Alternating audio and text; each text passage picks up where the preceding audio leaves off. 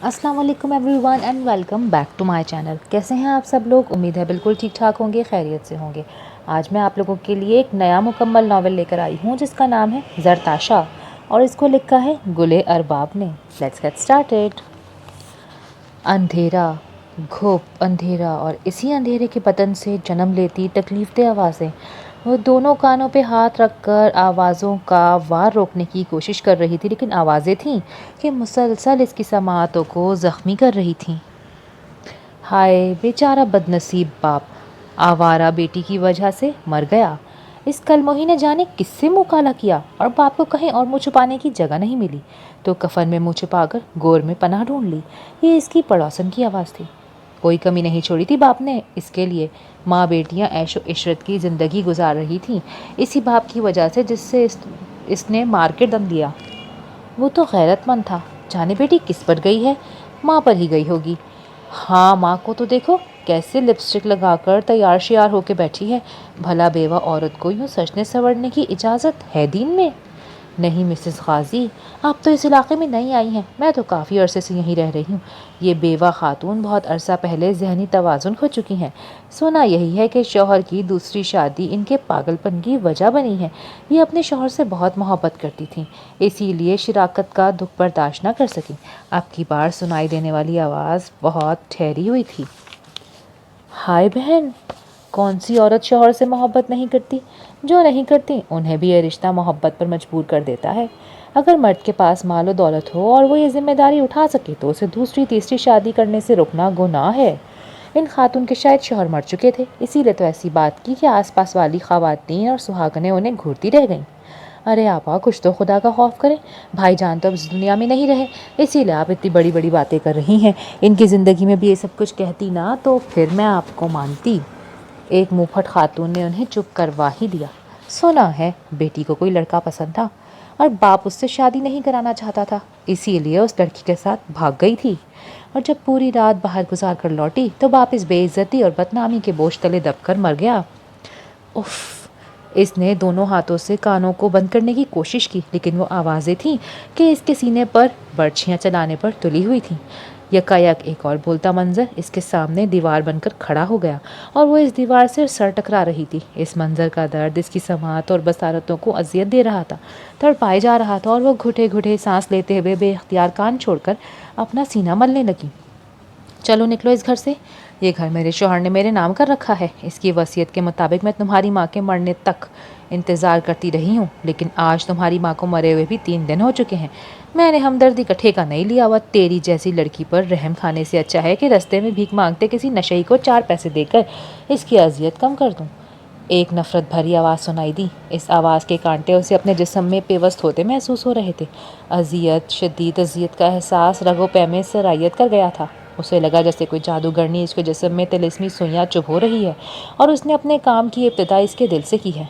अभी तो माँ की जुदाई का दुख इसके रगो पै में खून की तरह दौड़ रहा था। अभी तो इनकी नर्म उंगलियों का लम्स वो अपने बालों में महसूस कर रही थी। अभी तो इनके जिस्म की खुशबू बेड की इस चादर में बसी हुई थी जिस पर वो सोती थी। अभी तो इनके तकिए पर चंद लंबे रेशमी बाल भी चिपके हुए थे जो वो लेटते हुए खोलकर सोती थी। वो जब इनके सीने से लगती या अपनी गर्दन पर इनके आंसुओं की नमी महसूस करती थी या सांसों की गर्मी। उनके अंदर कभी धूप कभी बारिश का मौसम हमेशा रहता था। निकालो इस आवारा लड़की का सामान मेरे घर से बाहर, और अगर शराफत से नहीं निकलती तो इसे उठाकर घर से बाहर सड़क पर फेंक दो।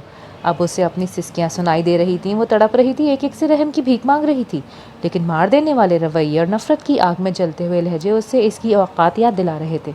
खुदा के लिए इस घर से मुझे ना निकालें। मेरी माँ के जिस्म की खुशबू इस घर की हर चीज़ में बसी हुई है। इनकी यादों को अकेला छोड़कर मैं कैसे कहीं और चली जाऊँ? वो रो रो कर फरियाद कर रही थी। तुमने अच्छा नहीं किया।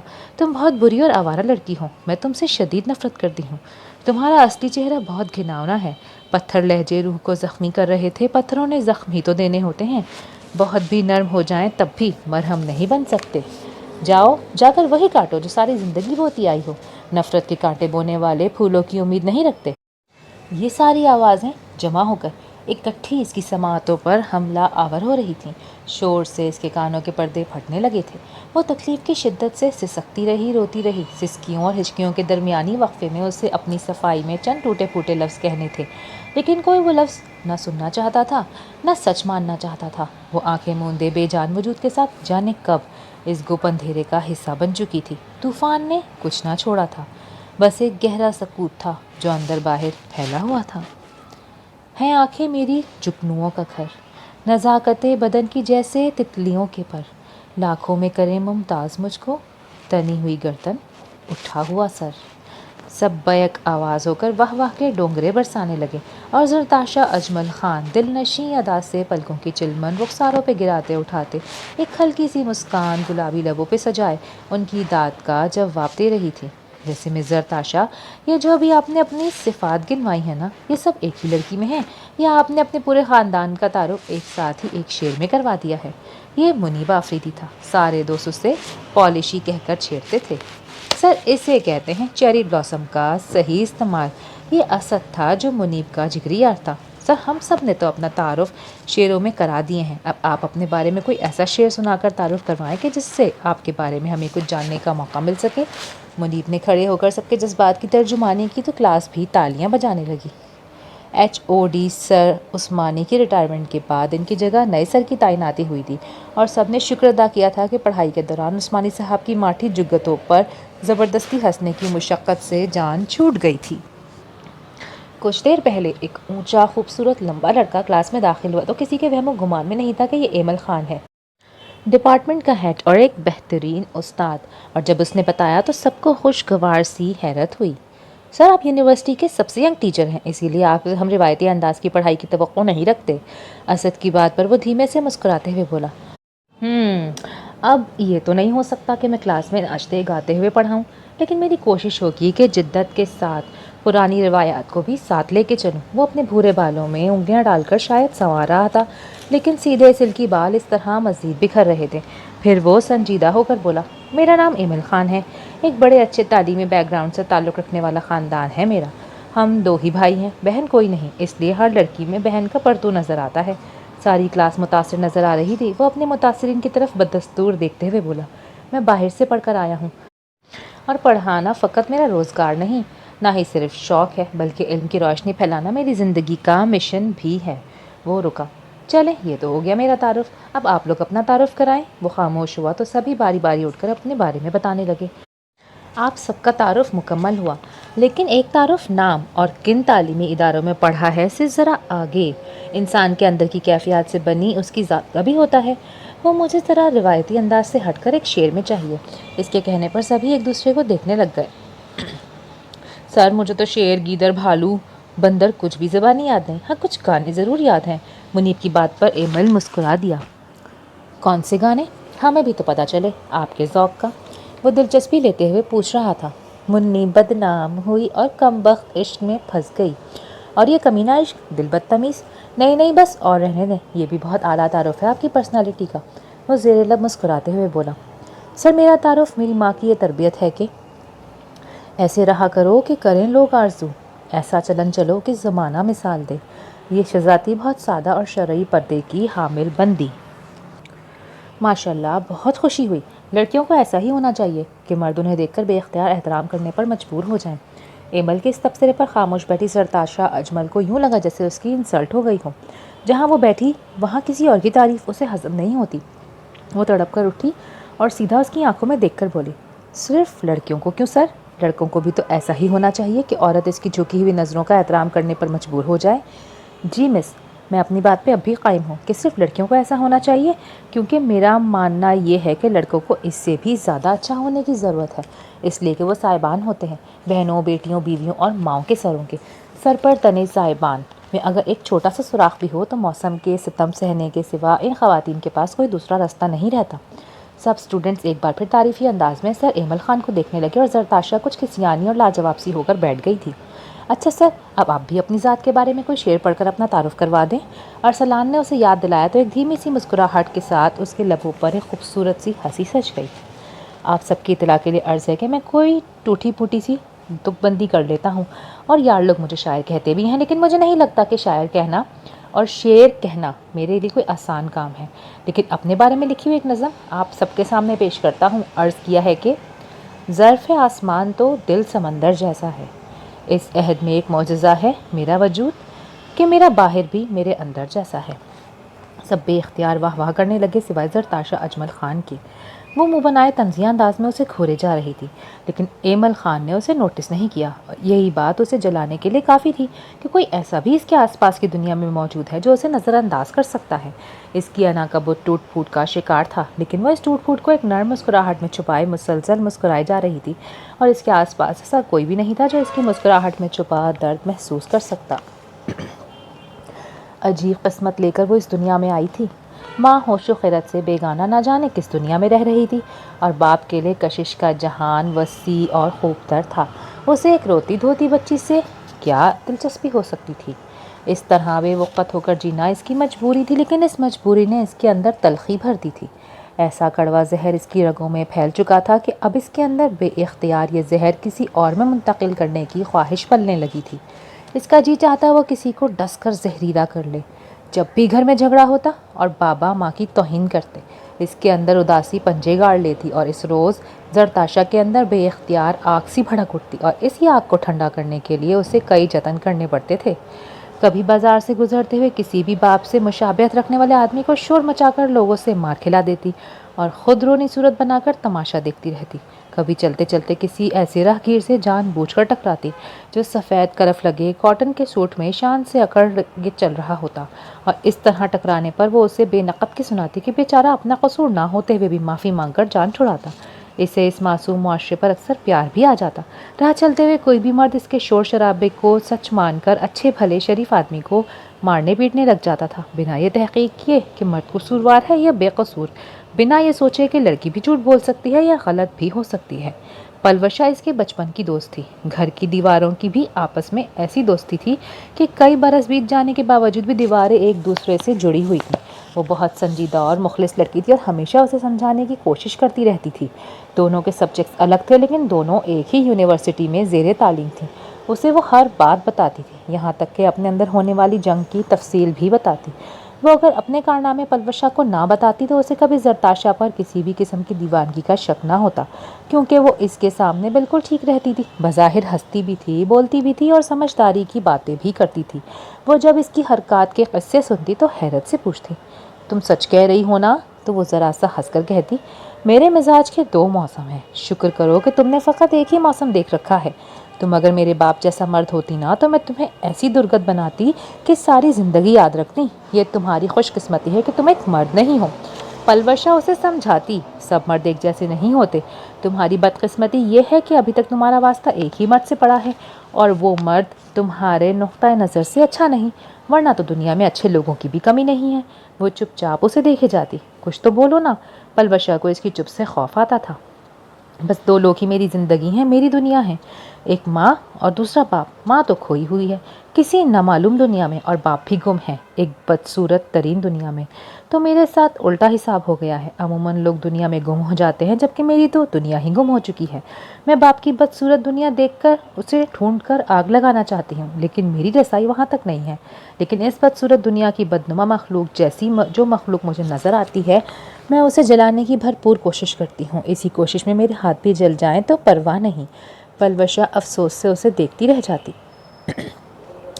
حسنہ اجمل خان کی پہلی بیوی تھی، جو چچا زاد اور بچپن کی منگیتر بھی تھی۔ زرتاشا حسنہ اور اجمل خان کی بیٹی تھی۔ شادی کے دوسرے سال زرتاشا کی پیدائش کے فوراً بعد ہی حسنہ اور اجمل کو بتا دیا گیا تھا کہ ڈیلیوری کے دوران کچھ پیچیدہ مسائل سے نجات کے لیے اس کا ایک آپریشن کرنا پڑے گا، اور اس کے بعد وہ کبھی ماں نہیں بن سکے گی۔ ماں اور بچے کی جان بچانے کے لیے ان کو دل پر بھاری پتھر رکھ کر یہ فیصلہ کرنا ہی پڑا، اور یوں اجمل خان کی نظروں میں حسنہ بیگم کی اہمیت کم ہوتے ہوتے بالکل ہی ختم ہو گئی۔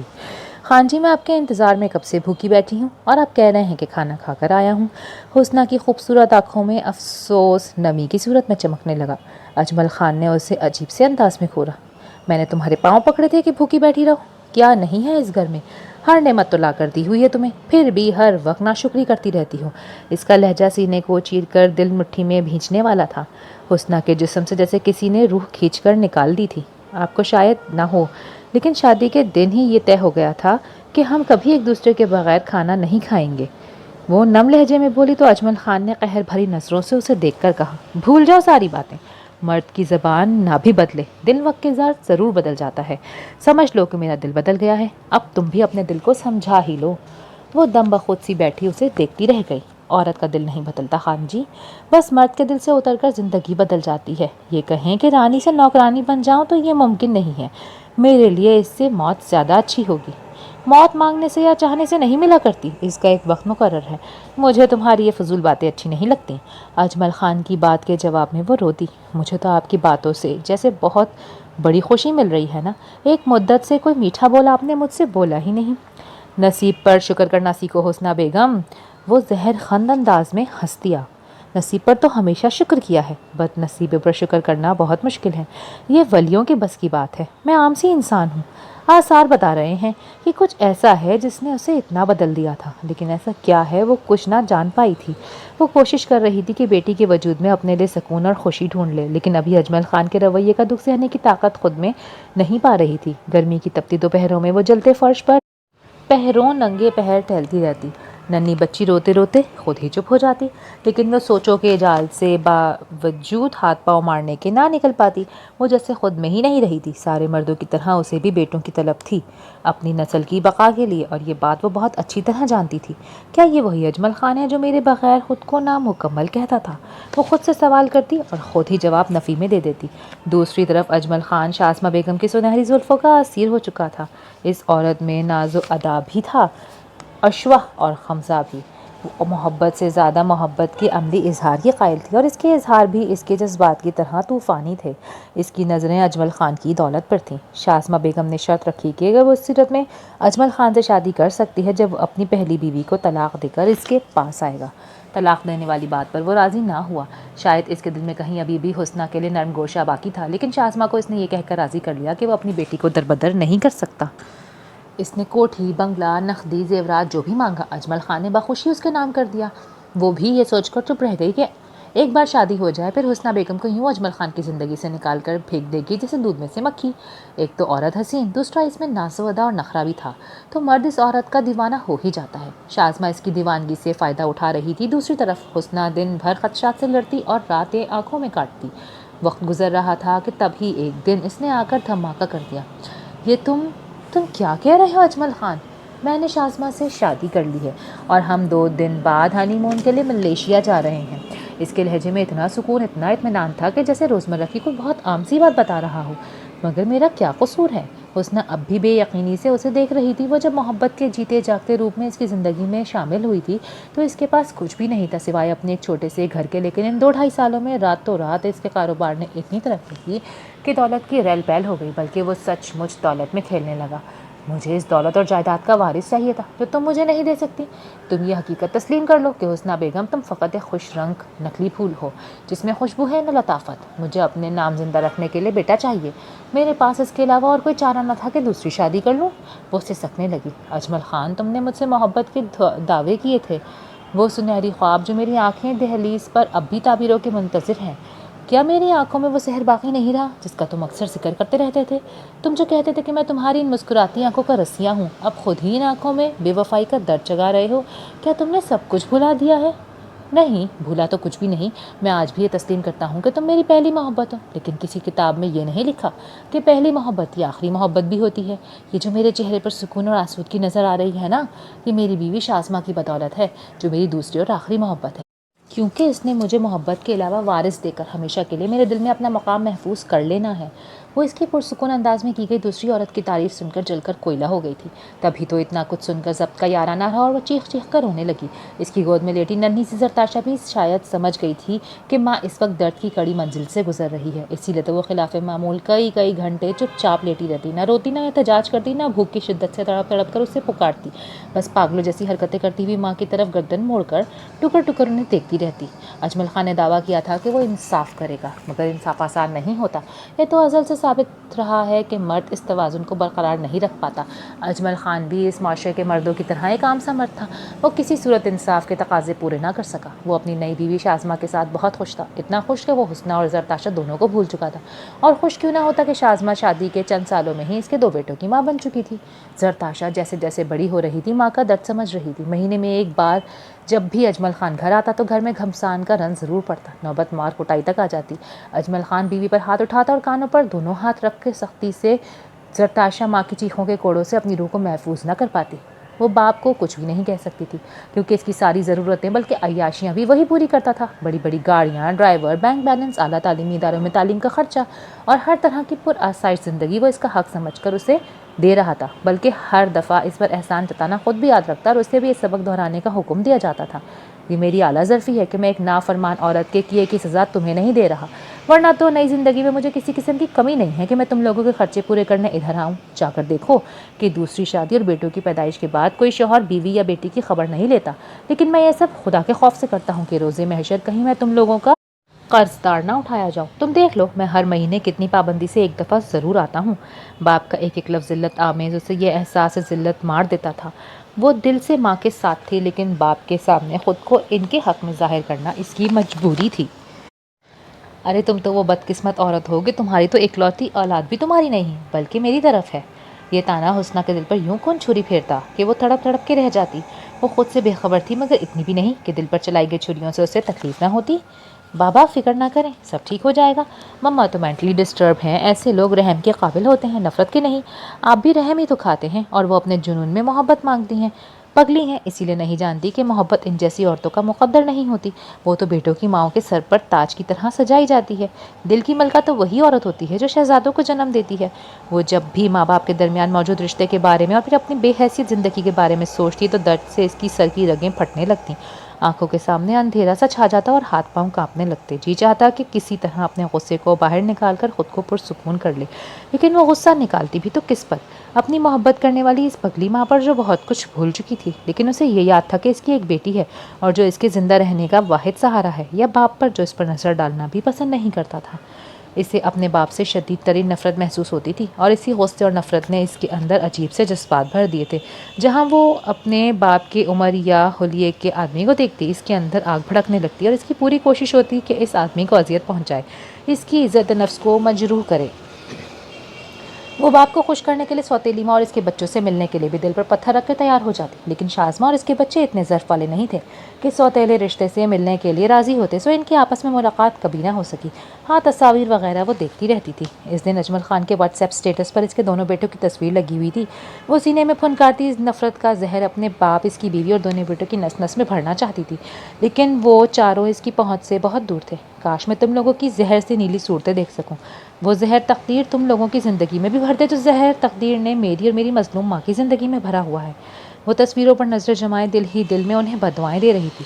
اس نے قریب لیٹی ہوئی دنیا و مافیا سے بے خبر ماں کی طرف دیکھا اور ایک آہ بھر کر سائڈ ٹیبل پر پڑی ٹیبلٹس کو دیکھنے لگی، جس کی بدولت وہ بے خبر سو رہی تھی۔ ماہر نفسیات کے مطابق حسنہ اپنے کمزور اعصابی نظام کے باعث اپنے ساتھ پیش آنے والی صورتحال کے سامنے ہتھیار ڈال چکی تھی۔ ایسی صورتحال میں مضبوط قوت ارادے کے باعث انسان کے ٹھیک ہونے کے چانسز ہوتے ہیں، لیکن جب مریض ہی سنبھلنا نہ چاہے تو اسے ٹھیک کرنا یا اس کا علاج کرنا ناممکن ہو جاتا ہے۔ یار، یہاں کی آئس کریم ہی بہت مزیدار ہوتی ہے، باقی تو گزارا ہے۔ وہ پلوشا کے ساتھ ریسٹورانٹ آئی ہوئی تھی۔ آئس کریم کا پیالہ اس کے ہاتھ میں تھا کہ 2 جوان لڑکے درمیانی عمر کی ایک فیشنیبل اور ترا دار عورت کے ساتھ اندر داخل ہوئے اور ان کے ساتھ والی ٹیبل پر بیٹھ گئے۔ زرتاشا نے ایک سرسری سی نظر ان پر ڈالی اور پھر مانوس چہروں سے اس کی نظروں نے ہٹنے سے انکار کر دیا۔ میرے پیچھے دیکھو پلوشا، یہ دونوں میرے باپ کے بیٹے ہیں اور یہ ان کی دوسری بیوی ہے۔ ان کے زہریلے لہجے نے پلوشا کے دل کی دھڑکنیں تیز کر دیں۔ وہ چونک کر اسے ہی دیکھنے لگی۔ بہت غیر اخلاقی حرکت ہوگی کہ میں انہیں مڑ کر دیکھوں، اور تم بھی مت دیکھو۔ جب تمہیں انہیں دیکھنے سے تکلیف ہو رہی ہے تو دفع کرو۔ پلوشا اس کی فطرت اور ان سوتیلے رشتوں کے لیے اس کی نفرت سے اچھی طرح واقف تھی، اسی لیے اس کے چہرے پر پھیلے تاثرات اسے اکسا رہے تھے کہ جتنا جلدی ہو سکے ادھر سے نکلنے کی کرے، لیکن اس سے پہلے کہ وہ وہاں سے نکلتی، زرتاشا کے سازشی دماغ نے اس موقع سے فائدہ اٹھانے کا ایک منصوبہ بنا لیا۔ زرتاشا نے اپنی انگلی میں سجی ہوئی قیمتی ڈائمنڈ کی انگوٹھی کی طرف ایک نظر دیکھا، پاس رکھا موبائل فون اٹھایا اور انگوٹھی کی ایک تصویر بنا کر پلوشا کو آنکھ مارتے ہوئے بولی، کہاں جا رہی ہو؟ پلوشا نے پریشانی سے پوچھا۔ ڈرو نہیں بزدل لڑکی، واش روم جا رہی ہوں۔ اس سوال کے جواب میں ایک زہر خند مسکراہٹ اس کے لبوں پر پھیل اس کے ڈرپوک باپ میں اتنی ہمت بھی نہیں تھی کہ اپنی من پسند بیوی کو اپنی اکلوتی بیٹی کی تصویر دکھا کر یہ کہہ سکے کہ دیکھو میری بیٹی کس قدر پیاری ہے۔ وہ دھیرے دھیرے چلتی ہوئی شازمہ بیگم کی ٹیبل کے قریب پہنچ گئی اور اچانک سر پکڑ کر لہراتے ہوئے گرنے لگی۔ بالکل غیر ارادی طور پر شازمہ بیگم کے بڑے بیٹے حسن نے تیزی سے اٹھ کر اسے دونوں بازوؤں سے تھام کر گرنے سے بچایا، جبکہ باقی سب لوگ بھی اس کی طرف متوجہ ہو چکے تھے۔ او سوری، مجھے چکر سا آ گیا تھا۔ زرتاشا نے خود کو سنبھالنے کی اداکاری کرتے ہوئے حسن اجمل خان کا شکر ادا کیا اور واپس اپنی میز پر آ گئی۔ اس دوران شازمہ بیگم بھی ایک اجنبی سے مسکراہٹ کا تبادلہ کر چکی تھی۔ سنہرے سیدھے بالوں، سرخ اور سفید رنگت والے اس لڑکے نے بڑے احترام سے اسے دیکھتے ہوئے کہا، آپ کو زیادہ مسئلہ ہے تو میں ڈاکٹر کے پاس لے جاتا ہوں سسٹر۔ وہ لفظ سسٹر پر بڑی مشکل سے خود پر کنٹرول رکھ پائی، ورنہ تو اس کا جی چاہ رہا تھا کہ یہ الفاظ واپس اس کے منہ پہ مار کر کہے، مجھے نہیں چاہیے ایسا بھائی جس کی قیمت میری ماں کے سکر خوشیوں سے چکائی گئی ہو۔ لیکن وہ بنا کچھ کہے ایک شکر گزار مسکراہٹ کے ساتھ اپنی جگہ پر بیٹھ چکی تھی۔ پلوشا نے اس کی خالی انگلی کی طرف دیکھ کر سوال کیا، تمہاری انگوٹھی کدھر ہے؟ وہ ہنس دی، وہی تو جال ہے سنہری مچھلیوں کو گھیرنے کا اور ان کی حالت سے لطف اندوز ہونے کا، بس تم دیکھتی جاؤ۔ ارے میری انگوٹھی نہیں ہے، اس نے پل بھر میں ایک ہنگامہ کھڑا کر دیا۔ 2.5 لاکھ کا ڈائمنڈ جڑا ہوا ہے اس انگوٹھی میں، اور ابھی میز سے اٹھتے ہوئے انگوٹھی میری انگلی میں تھی۔ انتظامیہ اور ہال میں موجود لوگوں میں کھلبلی سی مچ گئی۔ مختلف میزوں سے سرگوشیاں بھنبھناہٹ کی صورت سماعتوں پر دستک دے رہی تھیں۔ پلوشا ساکت بیٹھی سب دیکھ رہی تھی۔ مجھے لگتا ہے کہ اس جگہ انگوٹھی میری انگلی سے گر گئی تھی اور آس پاس والوں میں سے کسی نے اٹھا لی ہے۔ یہ میز قریب ترین ہے، پہلے پلیز اس میز کی تلاشی لے لیں۔ اس نے انتظامیہ کے 2-3 سوٹڈ بوٹ بندوں کی طرف دیکھتے ہوئے شازمہ اور ان کے دونوں بچوں والی میز کی طرف اشارہ کیا تو ان سب کی شکلیں احساس توہین سے سرخ پڑ گئیں۔ یہ کیا بدتمیزی ہے؟ کیا اتنے بڑے ریسٹورانٹ میں عزت دار لوگ پیسے دے کر اپنی بےزتی کروانے آتے ہیں؟ سوری میم، یہ ہماری نیک نامی کا معاملہ ہے۔ ہمارا سارا عملہ تلاشی دینے پر تیار ہے، لیکن جن صاحبہ کی قیمتی انگوٹھی کھوئی ہے وہ آپ لوگوں کی تلاشی کا مطالبہ کر رہی ہیں اور ہمارے لیے ہمارا ہر کسٹمر اہم اور قیمتی ہے۔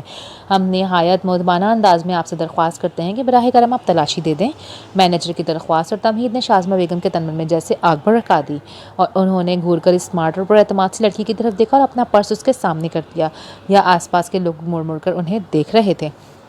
چوکور فریم میں ڈائمنڈ لگا ہوا ہے، اس نے شازمہ بیگم کے پرس کی تلاشی کے بعد چھوٹے کی جیبوں کی تلاشی لیتے ہوئے ویٹر کی طرف دیکھتے ہوئے کہا، یہی ہے میری انگوٹھی۔ اس نے حسن کی جیب سے انگوٹھی پر جھپٹتے ہوئے کہا تو احساس توہین سے جلتے چہروں کی رنگ فق ہو گئی۔ پلوشا نے افسوس سے سر ہلاتے ہوئے اسے ملامتی نظروں سے دیکھا، مگر وہ تو بطور ثبوت اپنے موبائل میں لے کے چند منٹ پہلے والی تصویر دکھانے میں مصروف تھی۔ انتظامیہ اور ریسٹورانٹ میں بیٹھے کسٹمرز کی طنزیہ مسکراہٹ اور ملامت آمیز نظریں شازمہ بیگم اور ان کے بچوں کے جسموں میں تیروں کی طرح چبھ رہی تھی۔ ماما مجھے نہیں پتا یہ انگوٹھی کس نے میری جیب میں رکھی ہے۔ وہ اب بھی بے یقین نظروں سے کبھی انگوٹھی کی طرف دیکھ رہا تھا، کبھی ماں کی طرف۔ میم کیا آپ پولیس میں رپورٹ کروانا چاہتی ہیں؟ مینیجر کے اس سوال نے شازمہ بیگم کے ہاتھوں کے طوطے اڑا دیے۔ یہ لوگ مجھے شکل سے خاندانی لگ رہے ہیں، اسی لیے میں انہیں ایک موقع دینا چاہتی ہوں، لیکن معاف کرنا بھی مناسب نہیں۔ چوری کی سزا تو انہیں ضرور ملنی چاہیے تاکہ آئندہ کے لیے سبق مل جائے۔ بڑے خاندانوں میں کچھ ایسے چور پیدا ہو جاتے ہیں جو والدین کے لیے اور سارے خاندان کے لیے باعث شرمندگی ہوتے ہیں۔ اس کی چپتی ہوئی نظروں اور طنزیہ لہجے سے شازمہ بیگم کے اندر آگ لگی ہوئی تھی، لیکن یہ موقع ایسا تھا کہ وہ کچھ کر ہی نہیں سکتی تھی۔ کیا قیمت ہے انگوٹھی کی؟ شازمہ بیگم نے اپنے پرس سے چیک بک نکالتے ہوئے رعونت سے پوچھا۔ وہ ریشمی بالوں کو دونوں ہاتھوں سے سمیٹتے ہوئے جوڑا بنا کر بڑے اطمینان سے کرسی پر ایک پاؤں پر دوسرا پاؤں رکھ کر بیٹھ چکی تھی۔ شازمہ بیگم کے سوال پر وہ اسے انگوٹھی دکھاتے ہوئے بولی، یہ انگوٹھی 2.5 لاکھ کی ہے اور اس کی قیمت چکانا آپ پر جرمانہ ہو گیا۔ ویسے یہ سب چھوٹی سی سزا ہے۔ شازمہ بیگم نے ایک چیک لکھ کر اس کی طرف پھینکتے ہوئے نفرت بھری نظر سے اس کو دیکھا اور ساکت سی کھڑے اپنے بیٹے کا ہاتھ تھام کر باہر نکل گئی۔ یاہو! اس نے چیک پکڑ کر دل ہی دل میں ایک مسرت بھرا نعرہ لگایا۔ اف! ان کی شرم سے سرخ پڑتی لال لال شکلیں۔ وہ مزے سے آئس کریم کھاتی جا رہی تھی جو ویٹر ابھی ان کی ٹیبل پر رکھ کر گیا تھا۔ اس نے ٹیبل پر رکھے چیک کی طرف معنی خیز نظروں سے دیکھتے ہوئے کہا، یہ میرے باپ کا مال ہے۔ میری ماں کے پاس نہ تو کوئی چیک بک ہے اور نہ ہی کوئی اکاؤنٹ، جبکہ ایک معمولی سی عورت آج اسی پیسے کے بل بوتے پر میری بیگم صاحبہ بنی بیٹھی ہیں۔ غصے میں بھری پلوشا کی سمجھ میں نہیں آ رہا تھا کہ وہ اسے کس طرح ملامت کرتی کہ اسے اپنی غلطی کا احساس ہو جاتا۔ زرتاشا اجمل خان، تم اس حد تک گر جاؤ گی؟ یہ بات میرے وہم و گمان میں بھی نہیں تھی۔ پلوشا نے اسے ملامتی نظروں سے گھورتے ہوئے کہا تو وہ اپنے مخصوص انداز میں آنکھ دبا کر چہکی، ارے میری جان ابھی سے گھبرا گئی؟ یہ تو ابتدا ہے، انتہا تک تو تماشا تمہیں دیکھنا ہی پڑے گا۔ یہ وہ لوگ تھے جن سے میں شدید نفرت کرتی ہوں، اور محبت اور جنگ میں سب کچھ تو نہیں، میں نے سب کچھ چائز کیا ہوا ہے، بلکہ مجھ سے پہلے والوں نے بھی کیا ہی ہوگا۔ معاف کرنا، تمہیں آئینہ نہ دکھایا تو دوستی کے نام پر دھبا لگ جائے گا۔ دوست وہی ہوتا ہے جو دوست کے عیب منہ پر بتانے کی ہمت رکھتا ہو۔ زرتاشا، میں تمہاری سگی بہن نہیں ہوں، نہ میرا تم سے کوئی خون کا رشتہ ہے۔ میں فقط ایک دوست کی حیثیت سے تمہارے ساتھ رہی اور جب تک برداشت کر سکتی تھی کر لیا۔ اب میں مزید تمہیں دوسروں کی بے عزت کرتے ہوئے اور ان کی عزت سے کھیلتے نہیں دیکھ سکتی۔ وہ واقعی بہت غصے میں تھی۔ تم اپنا علاج کرواؤ اور جب آنٹی کو لے کر جاؤ تو کسی اچھے سے نفسیات کے ڈاکٹر کے پاس خود کو بھی دکھانا۔ مجھے لگتا ہے تمہیں عام انسانوں کے درمیان چھوڑنا ایسا ہے جیسے چڑیا گھر میں کسی خطرناک جانور کو پنجرہ کھول کر انسانوں کے درمیان چھوڑ دیا جائے۔ اس کا لہجہ اور الفاظ دونوں بہت تلخ تھے۔ وہ بیگ کندھے پر ڈال کر باہر نکل آئی۔ زرتاشا چپ چاپ دور تک اسے جاتا دیکھتی رہی۔ اس کی بے تاثر آنکھوں میں نہ کوئی شرمندگی تھی اور نہ ہی دکھ کی کوئی رمق۔ وہ اچھی طرح جانتی تھی کہ پلوشا کی یہ ناراضگی چند دنوں کی ہے، ایک دن میں وہ خود اسے معاف کر ہی دے گی۔ بس یار، اس دفعہ بنا معافی مانگے معاف کر دیتی ہوں، لیکن اگلی بار ایسا سوچنا بھی نہیں۔ وہ پرس اٹھا کر بڑبڑاتی ہوئی باہر نکل آئی۔ باہر ڈرائیور اس کا منتظر کھڑا تھا۔ یار، سر ایمل خان کی اچھی نیچر اور کردار کے چرچے تو ساری یونیورسٹی میں پھیل چکے ہیں۔ پلوشا کے کہنے پر اس نے گھور کر اسے دیکھا۔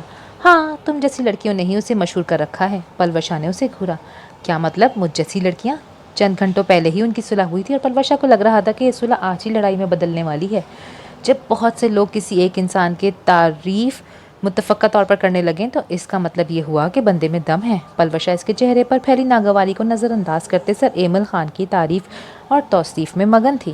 میں تو ان کے متاثرین میں کبھی بھی شامل نہیں رہی اور نہ تم لوگوں نے کبھی میری زبان سے ان کی تعریف کا کوئی لفظ سنا ہوگا، حالانکہ وہ میرے ٹیچر بھی ہیں۔ ہبا اور نایاب نے ان کی بات سن کر پلوشا کی طرف دیکھا اور آنکھوں میں کچھ کہتے ہوئے اٹھ کر چلی گئیں۔ یار، یہ کیا بچپنا ہے تم میں؟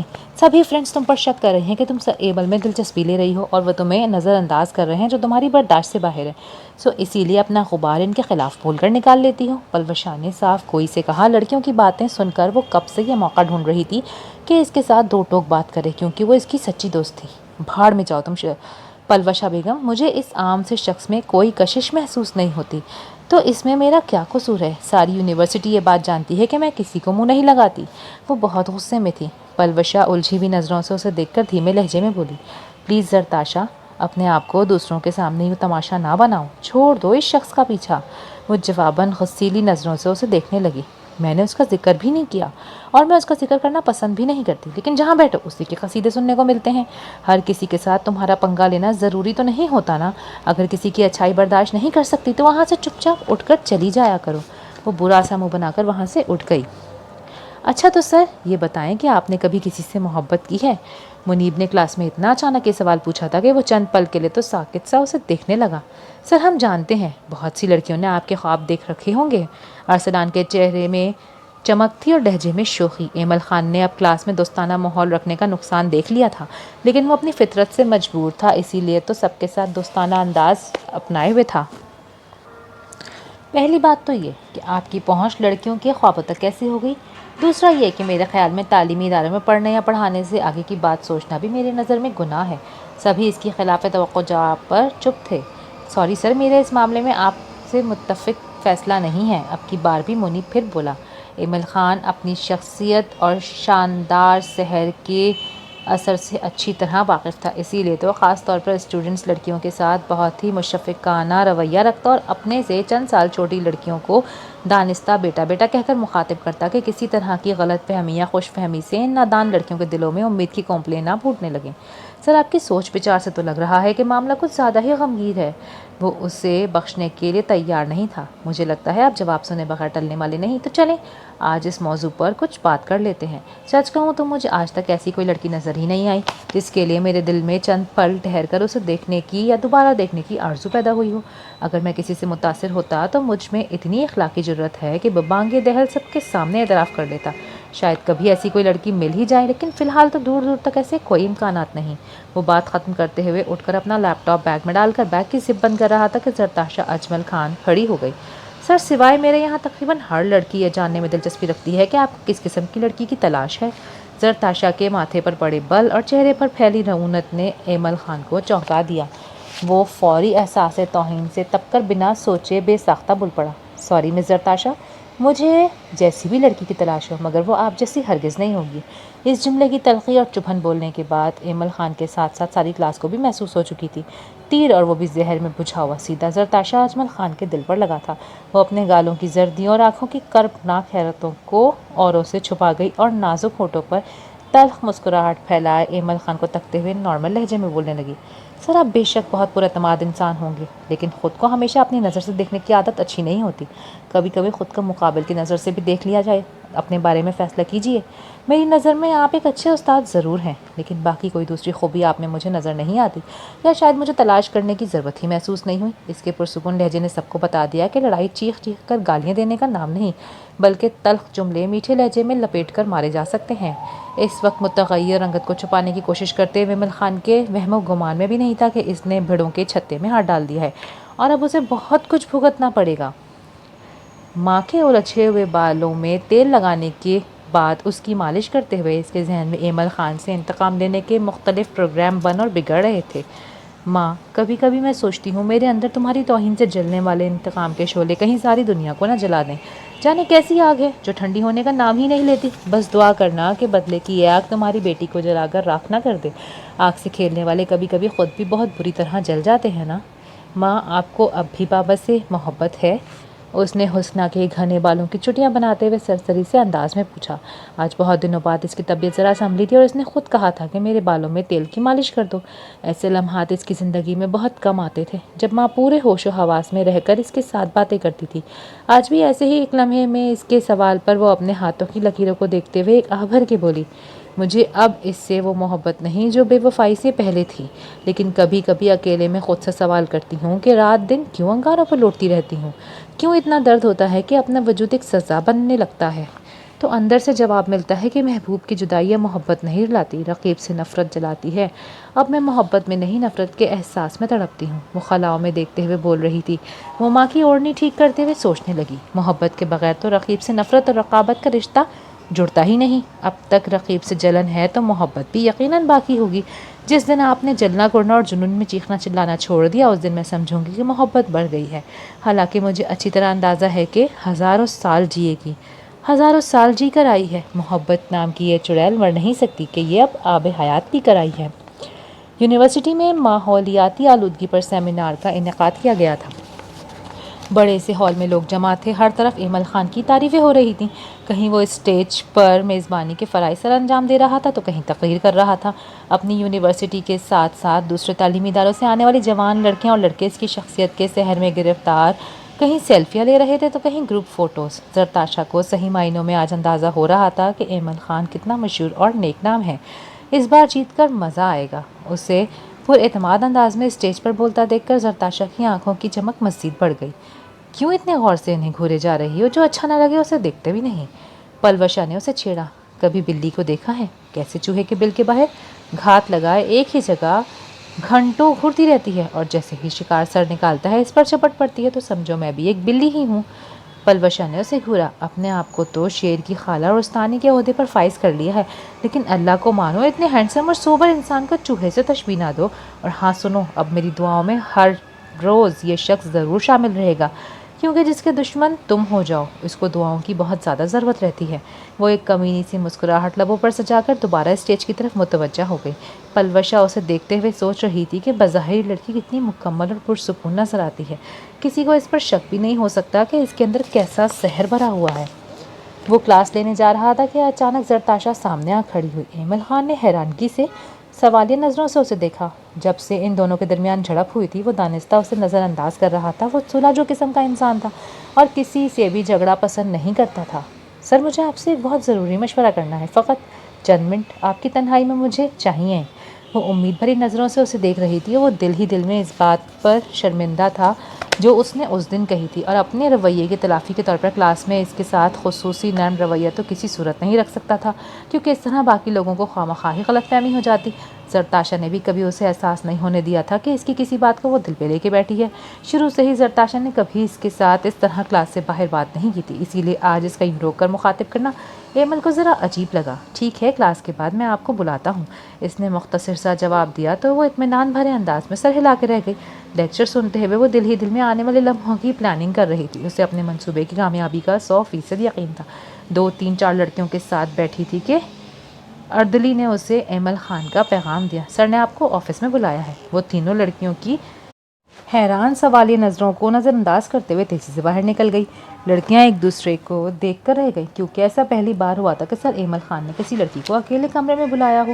شیشے کی دیوار کے سامنے کھڑے ہو کر اس نے پھولی ہوئی سانسوں پر قابو پایا اور بال ٹھیک کرنے لگی۔ سر میں اندر آ سکتی ہوں؟ اس نے اینک کے شیشوں میں سے اسے دیکھتے ہوئے سر ہلا کر اندر آنے کی اجازت دی۔ یہ تو کہیں اس کے وہم و گمان میں بھی نہیں تھا کہ یہ اجازت کتنی مہنگی پڑ سکتی ہے۔ جی آپ کچھ کہنا چاہ رہی تھیں؟ ایمل خان نے اسے بیٹھنے کا نہیں کہا، یہ اس کے اصولوں کے خلاف تھا۔ کوئی کولیگ خاتون یا اسٹوڈنٹ اکیلی اس کے کمرے میں نہیں بیٹھی تھیں۔ جو بھی مدعا ہوتا کھڑے کھڑے کہہ کر اس کے چہرے کی گہری سنجیدگی کا اشارہ سمجھتے ہوئے باہر نکل جاتے۔ جی مس، جو بھی مسئلہ ہے جلدی سے بتا دیں، مجھے ایک ضروری میٹنگ اٹینڈ کرنی ہے۔ لہجے کا روکھا پن اور احتراماً جھکی ہوئی نظریں اسے ایمل خان آج ایک بہت مختلف روپ میں نظر آ رہا تھا۔ ایک آدھ بار اس نے آنکھیں سکیڑ کر بے یقینی سے اسے دیکھا۔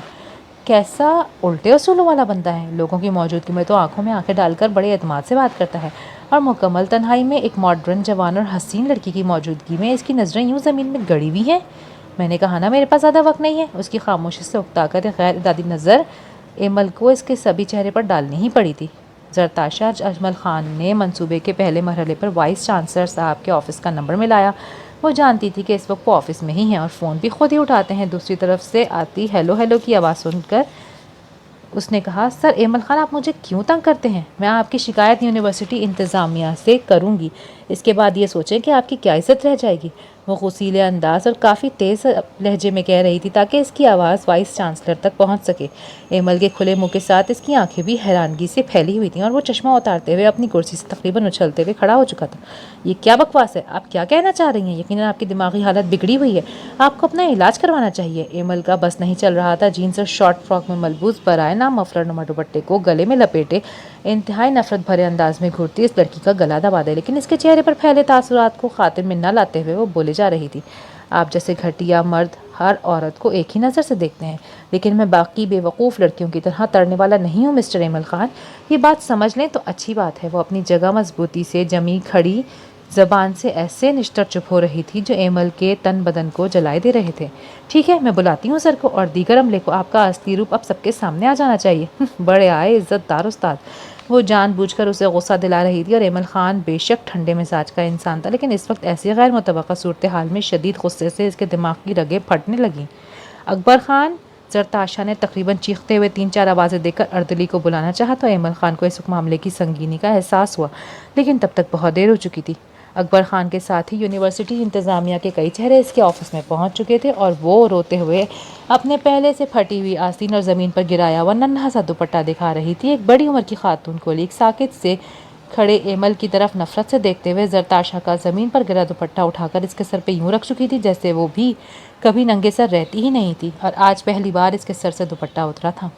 سر یہ سازش ہے میرے خلاف، آپ سب مجھے اچھی طرح جانتے ہیں، میں ایسی گندی سوچ نہیں رکھتا۔ میرے لیے میری فیمیل اسٹوڈنٹس میری بہنوں بیٹیوں جیسی ہیں اور میں انہیں وہی عزت دیتا ہوں جو اپنی فیملی کی خواتین کو آپ سب جانتے ہیں۔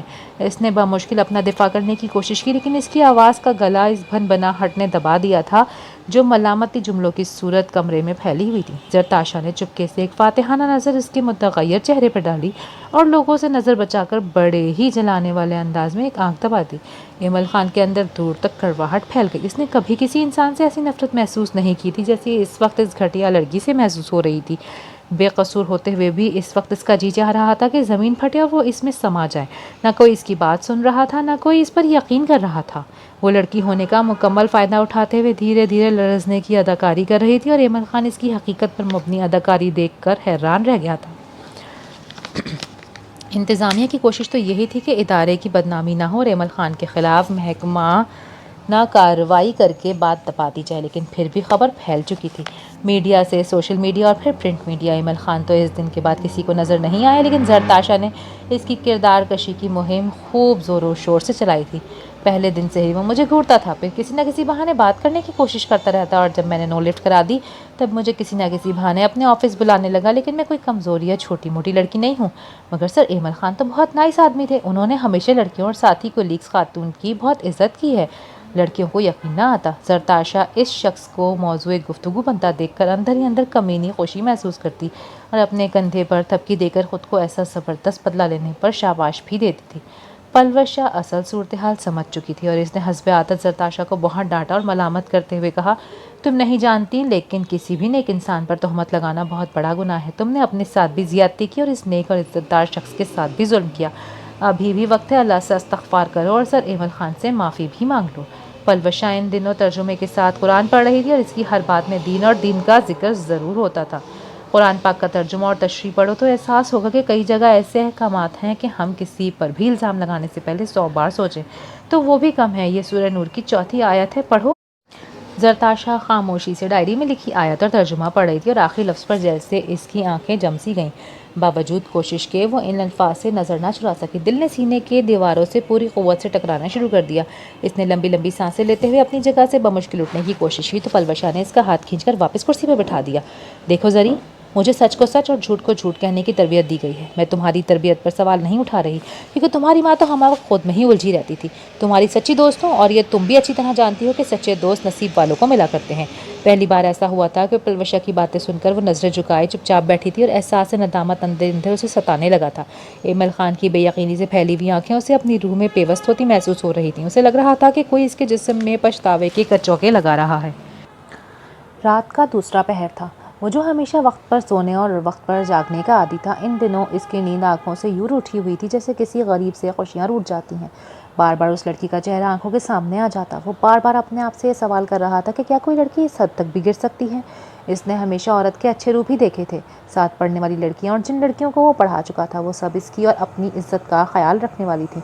अगर इसकी नज़र से कोई ऐसी लड़की गुजरती जिसकी हरकत ऐसी पसंद ना होती, जो कि पसंद ना की जाए, तो वो बड़ी बुर्दबारी से इस लड़की को ज़माने की ऊंच नीच समझा कर बदलने की कोशिश करता। दोस्त और कुलीग उसे छेड़ते रहते कि तुम तो सारे ज़माने की लड़कियों के बड़े भाई हो, लेकिन वो इनको बड़ी खूबसूरत बात कहता था, मुझे अपने पेशे से मोहब्बत नहीं बल्कि इश्क है, और मैं इस पेशे को कभी भी बदनाम नहीं होने दूंगा। मेरी पूरी कोशिश ये होती है कि मैं अपने शागिर्दों को सिर्फ तालीम ना दूँ जो किताबों में है, बल्कि मैं इनके अंदर वो एहसास भी जगा सकूं जो बहैसियत मुसलमान मर्द और औरत इनके दिल में होना चाहिए। उसे अपने कोलीग्स और सीनियर्स पर भी बहुत अफसोस हो रहा था जो उसे अच्छी तरह जानने का दावा करते थे। एक लड़की ने इल्ज़ाम लगाया और सब इसकी हिमायत में बोलने लगे।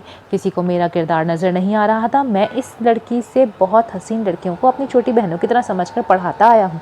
काश कोई तो वहाँ होता जो सबके सामने मेरे किरदार की गवाही देकर मुझे इसके सामने सुरखरू कर देता।